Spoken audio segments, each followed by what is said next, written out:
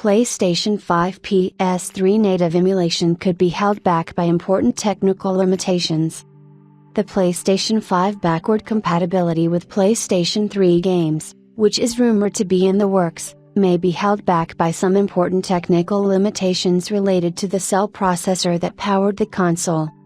The tech experts at Digital Foundry commented on the possibility of native emulation of the PlayStation 3 on the current generation console by Sony, highlighting how the system's cell processor's SPU's coprocessors could heavily hold back backward compatibility, as the whole processor doesn't map well to modern x86 processors, and games making heavy use of SPUs could have significant performance issues, as it happens on PC via the PS3 emulator without patches. One way to work around this issue would be to release games that don't rely heavily on the SPU, such as simpler, smaller titles, but that would kind of defeat the purpose of backward compatibility, as most first-party titles that players would like to play on a modern system take full advantage of the cell processor. Digital Foundry mentions Killzone 2 as a game that is likely never getting emulated due to these issues. Still, some PS3 games could run decently well on PlayStation 5 and possibly even better than on the original hardware, such as some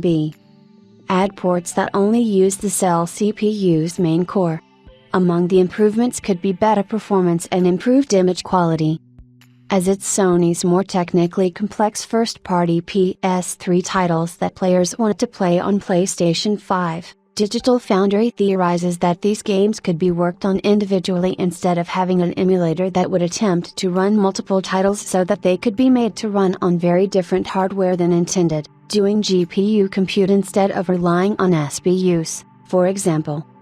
As of now, PS3 games are playable on PlayStation 5 only via game streaming. Hopefully, the Japanese company really did make a breakthrough to soon allow some of the excellent games released on the older system to be playable on modern hardware.